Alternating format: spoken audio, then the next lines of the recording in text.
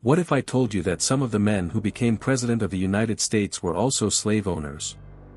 Not just politicians who lived during slavery. Not just men who tolerated it. They personally owned human beings. And some even brought enslaved people into the presidential residence. George Washington did it. Thomas Jefferson did it.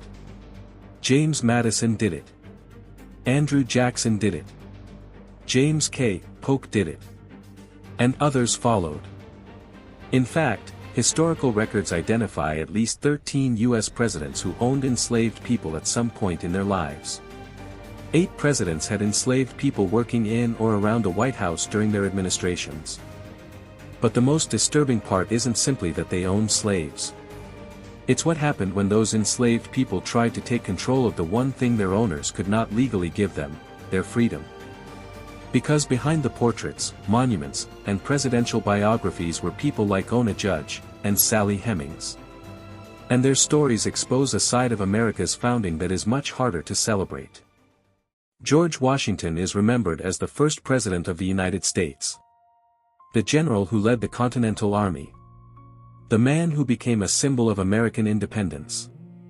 But at Mount Vernon, Washington was also an enslaver.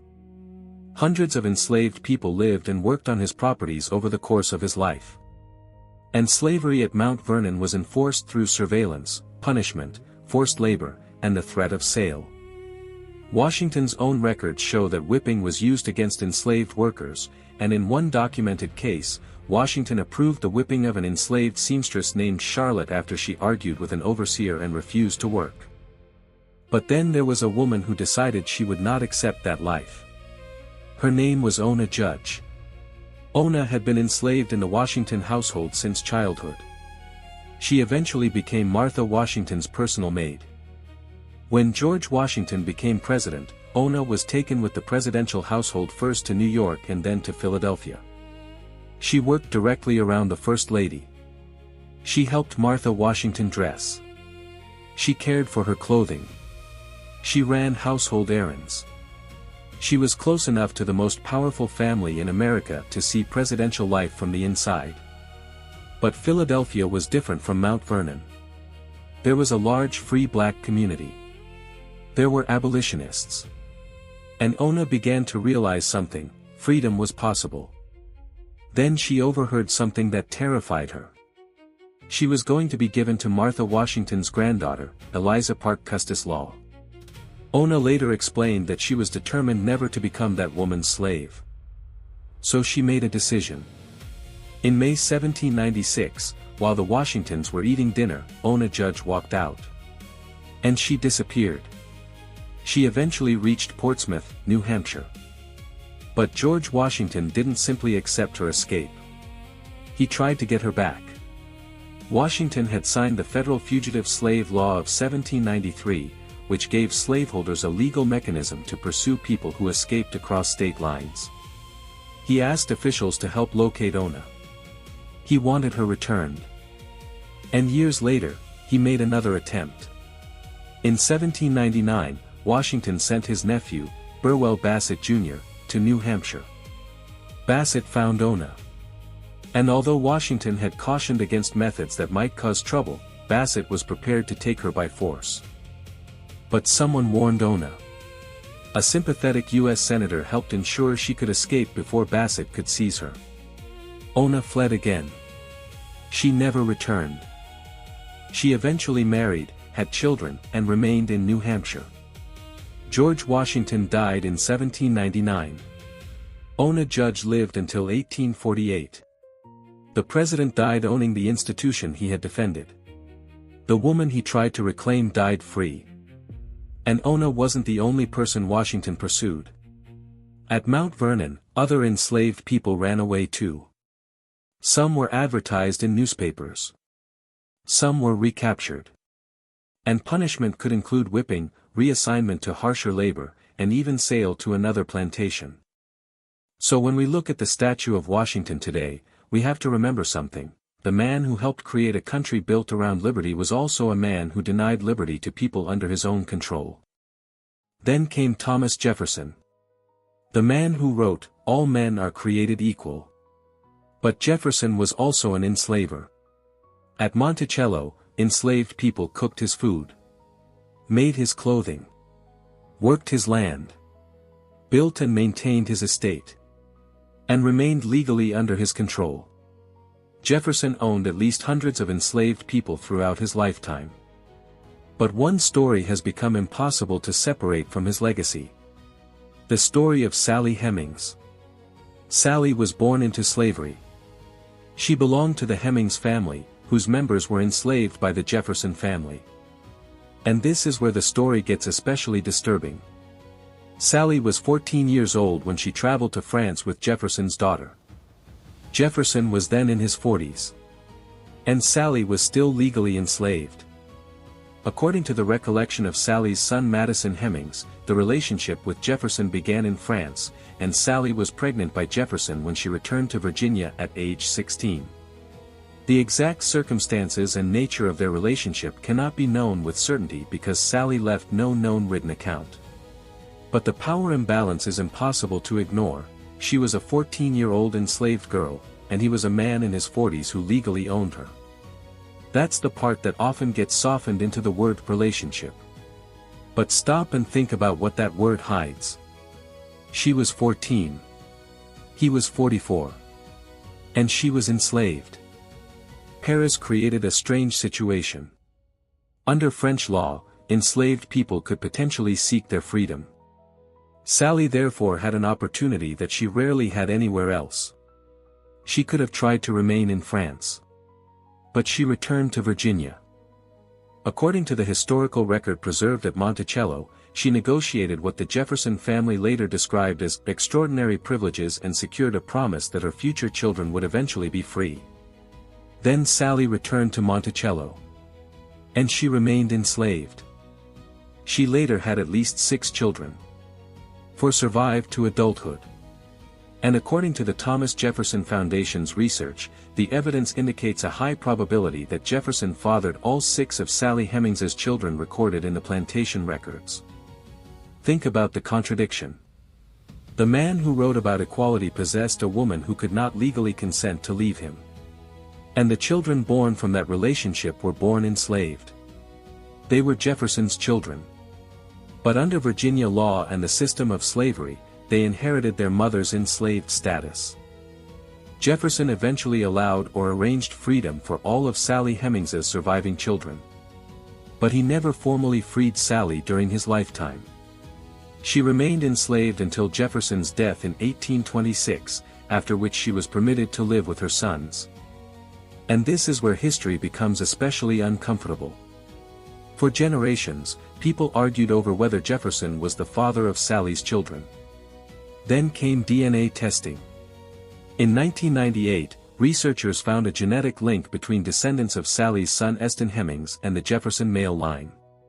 The Thomas Jefferson Foundation later concluded that the evidence indicated a high probability that Jefferson fathered Eston and most likely all 6 of Sally's children recorded in the Monticello records.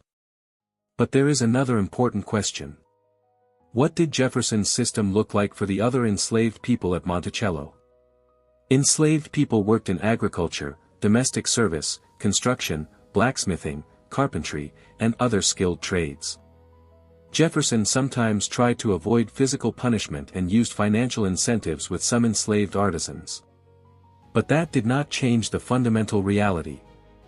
They were still legally owned. They could not simply walk away. Their families existed under the threat of sale and separation. And their labor helped maintain Jefferson's wealth and lifestyle. Jefferson's words promised liberty. His plantation operated through bondage. Then there was James Madison. The man often called the father of the Constitution. Madison enslaved more than 100 people during his lifetime.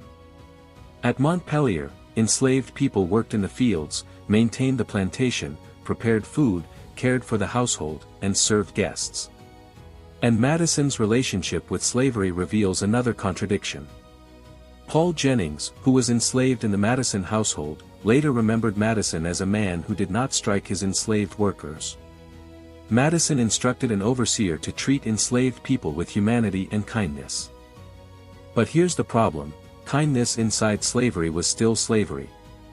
Madison could tell an overseer not to beat someone.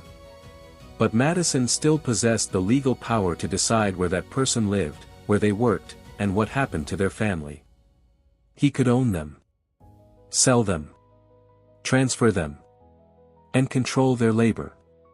Even Madison's own writings show that he recognized slavery as a profound problem while struggling to imagine how to dismantle the institution. Not every enslaver behaved exactly the same way. Some were more violent than others. Some claimed to be paternalistic. Some avoided whipping. But none of that changed the basic fact: the enslaved person did not own their own life. Then came Andrew Jackson, the hero of the Battle of New Orleans, the populist president, and a major slaveholder. Jackson owned enslaved people at his Hermitage plantation in Tennessee. But his records show something even more revealing: buying and selling human beings was part of his business. During his presidency, Jackson continued to participate in slave transactions. In one case, he paid hundreds of dollars for an enslaved boy named Adam. In another, he considered selling an enslaved woman named Charlotte and her children. The White House Historical Association notes that buying and selling enslaved people occurred repeatedly during Jackson's presidency. And this wasn't just theoretical. People could be separated from spouses. Children could be separated from parents. A person's future could be decided by a financial transaction. Imagine waking up one morning knowing that your family could be broken apart because someone decided they could make more money by selling you. That was not an accident of slavery. That was one of the ways slavery functioned. But one president's story may be even more shocking. James K. Polk. Polk became president in 1845.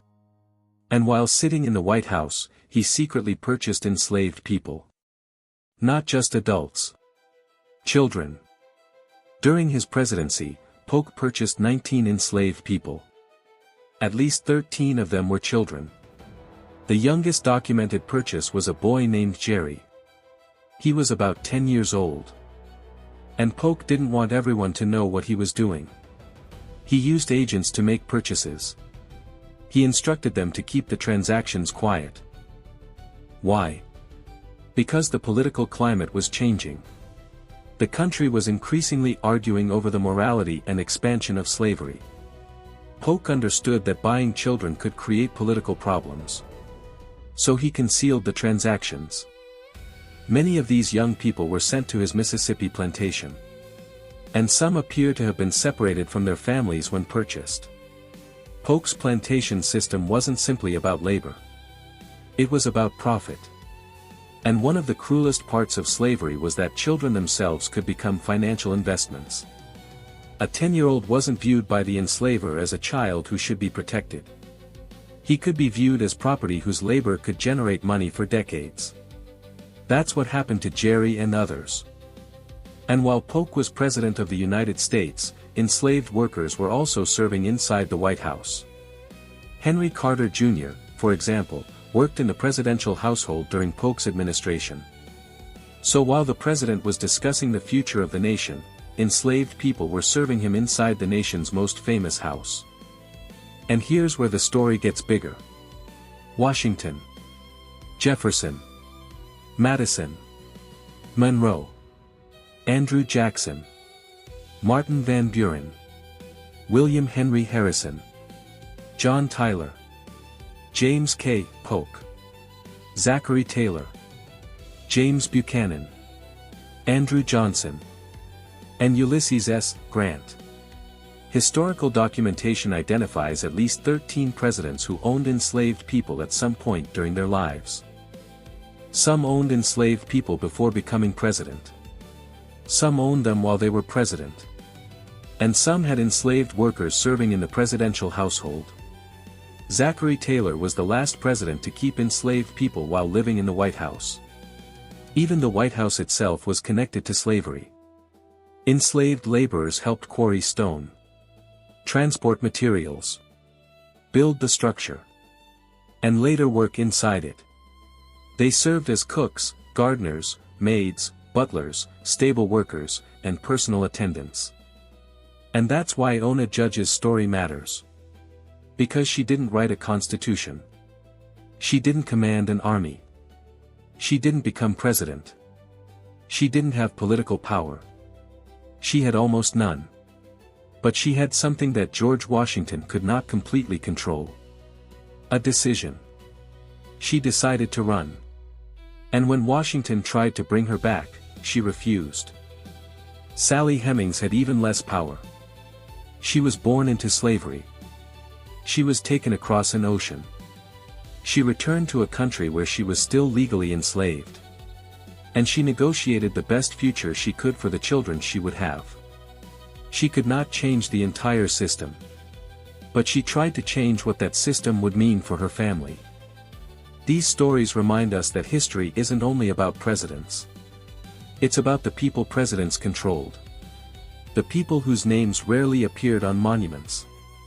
The people who cooked the meals. Built the houses. Worked the plantations. Raised other people's children. Ran away. Resisted. Negotiated. And sometimes simply refused to come back. The United States was founded with words about liberty. But for millions of Black Americans, those words did not apply to them.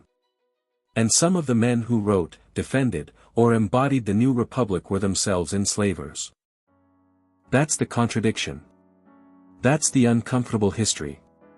And that's why the stories of people like Ona Judge and Sally Hemings cannot be treated as footnotes. Because behind every famous president, there were people whose lives were controlled by him. And sometimes, those people fought back. If you want the history they didn't put on the monument, subscribe. Because the next story is even harder to believe. Settlers, that only exists 'cause I keep it up. Hands to the ghost of my past. Stranger I once could look in the eye.